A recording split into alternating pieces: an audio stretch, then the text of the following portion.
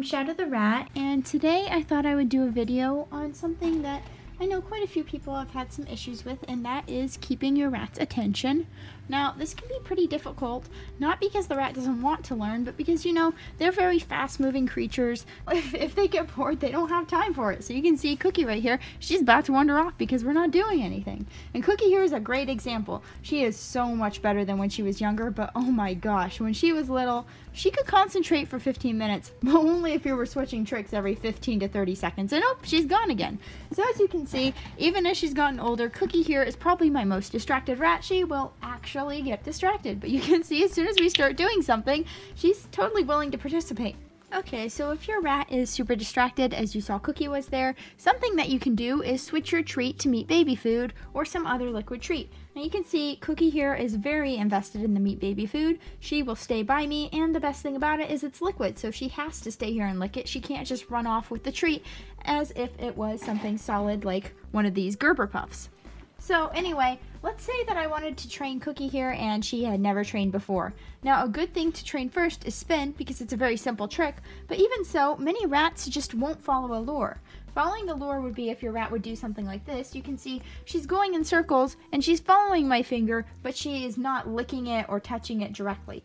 However, like I was saying, some rats might just not know how to do this yet, so what you can do in their case is use the food to lure them around, and since it's a liquid, they can lick it as they turn.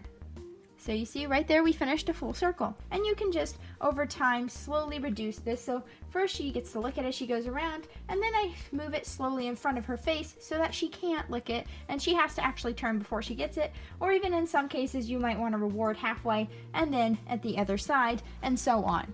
Anyway, with a rat like Cookie, or any sort of hyper or young rat in general, a good rule of thumb is to be switching tricks every minute or so, and also to train at least 5 tricks every session. So when you're first training your rat, there's a few basic tricks you want to teach them. I would say the best is spin, which is like that, and then the next would be paw. These are all really easy tricks, so paw, like that. And then another one would be back up, which you can see her doing right there. And then another would be come. And you see, just have your rat come to you. And then finally, another one would be to jump to hand. So like this. And none of these require any props, and they're super easy for the rat to learn, but they do take a little concentration, which is why it's good to train them all at first so the rat doesn't get bored and wander off like Cookie was doing earlier. So let's say I was just starting to train Cookie here. This is how I would probably do it. So let's say I wanted to first train spin, lure her in a circle, give her a treat. Then I would do it maybe one more time. Give a treat. Then I might switch to something like paw, giving her a treat. And then I might do paw again or 2 more times. Now one thing you'll notice about meat baby food is that sometimes you get a rat like Cookie who's also very fastidious, and they do not like their paws being dirty, so they will be licking them constantly. Then I might try something like back up, which you can't really do with a liquid treat unless your rat already knows it. So in that case, you might have to switch treats to a solid one. But the good thing is rats are also very into variety, so that might be a good thing and help your rat stay concentrated. So then you might do another spin like I just did there.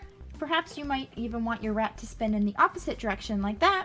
You just want to continue to train many different tricks. So after you do that spin and paw and spin and maybe back up, then you might want to switch to something like jump to hand, where you just lure them onto your hand, and then you might even want to switch to something like come, which is a very important trick, and you just start like, and then give them a treat, you know, and then do it from further distances. Since you're always changing the cue, you're always changing what you want them to do, they have to very much look towards you for direction, and they can't just decide what they want to do on their own. And best of all, this also teaches them that there are many different tricks. They're not just doing one, and there are many different cues. So basically the rule of thumb when you start training any new rat is that you want to give them a lot of variety. So train at least 5 to 6 tricks per every session, and make sure that you are switching tricks constantly. I'm talking every 30 seconds to a minute at most. And if you do that and use a really good treat like meat baby food, and if your training area is somewhere the rat is familiar, you shouldn't have any issue. Thank you for watching, and I hope this was helpful to anyone who has, well, a little rat like Cookie out there. Bye. Bye, Cookie. Bye, guys. Thanks for watching.